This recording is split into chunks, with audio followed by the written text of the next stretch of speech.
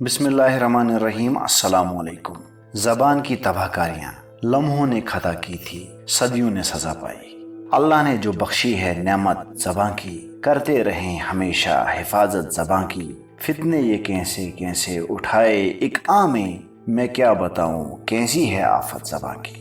Video में आगे बढ़ने से पहले हमारे इस चैनल को लाइक करें, सब्सक्राइब करें और बेल आइकॉन को ज़रूर दबाएं ताकि हमारी ऐसी ही वीडियोस आप तक मुसलसल पहुंचती रहें। अल्लाह तबारक व तआला का फरमान है, और इस दिन से डर जाओ जिसमें तुम अल्लाह की तरफ लौटाए जाओगे। फिर हर शख्स को उसका पूरा पूरा बदला दिया जाएगा जो उसने कमाया होगा, और इन पर कोई जुल्म नहीं किया जाएगा। सूरह बकरा।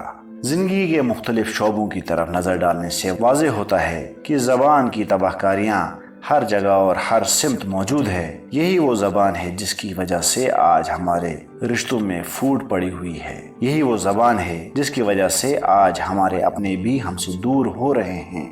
यही वो ज़बान है जिसकी वजह से ये सियासी बहरान देखने को मिल रहा है। सियासी मामलात हों या समाजी मामलात, हर तरफ हमारी इस ज़बान ने माहौल को पेचीदा बनाकर रख दिया है। छोटे से छोटे घर से लेकर बड़े से बड़े मुल्क भी इसकी तबाहकारियों का शिकार बन बैठे हैं। ज़बान ही वो शय है जिससे मोहब्बतें नफरतों में तब्दील हो जाती हैं। अल्फाज का गलत इंतखाब आपसे सब कुछ छीन कर ले जा सकता है। अल्फाज की अदायगी का तरीका सही ना हो तो बड़ी से बड़ी नियामत ज़वाल पजीर हो जाती है।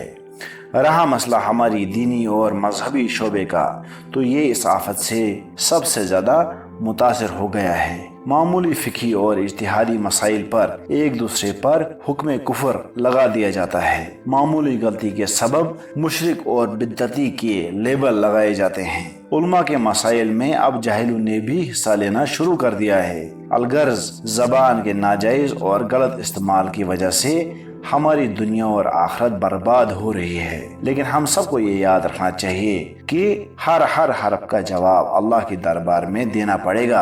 अल्लाह तबारक व तआला का फरमान है कि यकीनन कामयाब हो गए वो मोमिन जो लघु यानी फजूल कामों से मुंह मोड़ने वाले हैं। सूरह मोमिनून। इसी तरह रब्बे कायनात का फरमान है, और जब वो लग़वियात यानी फजूल बातें सुनते हैं तो इससे किनारा करते हैं। सूरह अल-कसस। तो मालूम हुआ कि मोमिन की ये शान ही नहीं कि वो अपनी ज़बान को बेकाबू छोड़ दे।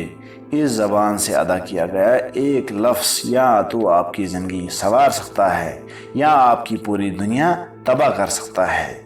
हम कभी कभी गफलत में कोई ऐसी बात कह देते हैं जिसका इल्म हमें खुद भी नहीं होता, लेकिन वही अल्फाज किसी पर गोलियां बनकर बरसते हैं। ज़बान तो अल्लाह की तरफ से एक नियामत अजीमा थी जो अल्लाह के ज़िक्र के लिए, खैर की दावत के लिए, सच्चाई का इल्म बुलंद करने के लिए बनाई गई थी। लेकिन हमें इस बात का शऊर नहीं, और वल्लाह ये एक मसला हकीकत है कि ज़बान के नाजायज़ इस्तेमाल की वजह से आज कब्रिस्तानों के अंदर बहुत से अफराद मौत का जाम पीकर आराम कर रहे हैं। और हर ज़िशूर इंसान इस बात को जानता है कि हथियार से दिए गए ज़ख्म तो भर जाते हैं, लेकिन ज़बान से दिए गए ज़ख्म और इनके असरात ताहयात इंसान के साथ रहते हैं। लिहाजा अल्लाह का खौफ खाकर ज़बान को इस्तेमाल किया करो। फरमान नबी सल्लल्लाहु अलैहि वसल्लम है कि फजूल बातों को छोड़ देना आदमी के इस्लाम की अच्छाई की दलील है। सैयदना अबू मूसा रज़ी ताला अन्हु फरमाते हैं कि मैंने अर्ज़ किया है अल्लाह के रसूल सल्लल्लाहु अलैहि वसल्लम, मुसलमानों में से कौन अफजल है? तो आप सल्लल्लाहु अलैहि वसल्लम ने इरशाद फरमाया, जिसकी ज़बान और हाथ से दूसरे मुसलमान महफूज हों। रसूलुल्लाह सल्लल्लाहु अलैहि वसल्लम ने इरशाद फरमाया, जो शख्स मुझे अपनी ज़बान और शर्मगाह की हिफाजत की ज़मानत दे तो मैं इसके लिए जन्नत की ज़मानत देता हूँ। सही बुखारी। इमाम नववी रहमतुल्लाह अलैह फरमाते हैं कि ये जानना चाहिए कि हर मुकल्लफ इंसान के लिए मुनासिब है कि वो हर किस्म की गुफ्तगू से अपनी ज़बान की हिफाजत करे। सिर्फ वो गुफ्तगू करे जिसमें मसलहत वाज़ेह हो, और जहाँ मसलहत के एतबार से बोलना और खामोश रहना बराबर हो तो फिर खामोश रहना सुन्नत है, इसलिए कि बाज़ दफ़ा जायज़ गुफ्तगू भी हराम या मकरूह तक पहुँचा देती है, और ऐसा आम तौर पर होता है, और सलामती के बराबर कोई चीज़ नहीं। अरबी में एक मुहावरा है जिसका मफ़हूम ये है कि जब अक़ल पुख्ता हो जाती है तो गुफ्तगू में कमी वाक़ई हो जाती है, اور بعض حکیم کہتے ہیں کہ آدمی کی گفتگو اس کی شرافت کا بیان اور اس کی عقل کی ترجمان ہے، اس لیے اسے اچھائی تک محدود رکھ اور تھوڑی پر اکتفا کر۔ اسی لیے فرمان نبی صلی اللہ علیہ وسلم ہے کہ جو اللہ تعالیٰ اور یوم قیامت کے دن پر ایمان رکھتا ہے اسے چاہیے کہ یا تو اچھی بات کہے یا پھر خاموش رہے۔ صحیح بخاری۔ الفاظ کا انتخاب ہی آپ کی پوری شخصیت کی عکاسی کرتا ہے، لہٰذا بولنے سے پہلے غور سے سوچ لیا کریں۔ حسن کلام کا ایک بہت بڑا فائدہ یہ ہے کہ دشمن بھی دوست بن جاتا ہے۔ دعوت اللہ میں حسن کلام بہت بڑا اہم کردار ادا کرتا ہے۔ حکیم لقمان رحمۃ اللہ علیہ کا بیان ہے کہ وہ شخص طویل بدبختی اور عظیم مصیبت کا شکار ہو جاتا ہے جو چلنے والی زبان اور بند دل کی آزمائش میں مبتلا ہو جائے۔ اسی لیے سیدنا عمر رضی اللہ تعالیٰ عنہ کا فرمان ہے کہ جو بہت زیادہ باتیں کرتا ہے اس کے قول و فعل میں بہت زیادہ غلطیاں ہوتی ہیں۔ جس کی غلطیاں زیادہ ہوں اس میں حیا کم ہو جاتا ہے، اور جس میں حیا کم ہو جائے اس میں پرہیزگاری کم ہو جاتی ہے، اور جس میں پرہیزگاری کم ہو جائے اس کا دل مر جاتا ہے۔ آج میرے نوجوان اسی زبان کے ذریعے دوسروں کی عزتوں کا جنازہ نکال رہے ہیں۔ سوشل میڈیا و دیگر ذرائع کے ذریعے طوفان بدتمیزی کا بازار گرم کیا جا رہا ہے۔ اہل جہنم کی اکثریت اسی زبان کی وجہ سے دوزخ کا شکار ہو کر آخرت کا خسارہ مول لے رہے ہیں۔ اسی لیے سیدنا ابوبکر رضی اللہ تعالیٰ عنہ اپنی زبان کو پکڑ کر اسے باہر نکالتے اور فرماتے تھے کہ یہ ہے وہ جس نے مجھے بڑی بری جگہوں میں پھنسا دیا ہے۔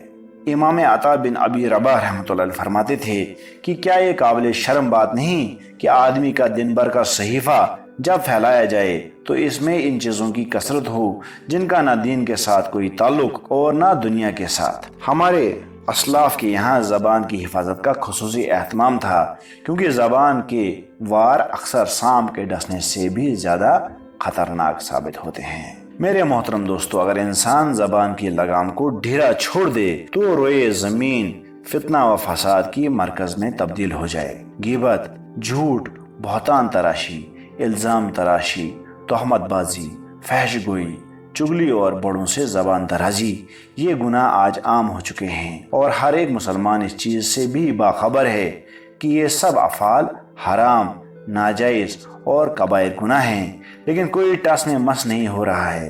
لیکن ساتھ ہی ہر عقل والا یہ بات بھی جانتا ہے کہ آج جو بد امنی اور خون ریزی پھیلی ہوئی ہے، چاہے گھریلو فساد ہو یا سماجی فساد، اس کی بنیادی وجہ زبان کا غلط استعمال ہی ہے۔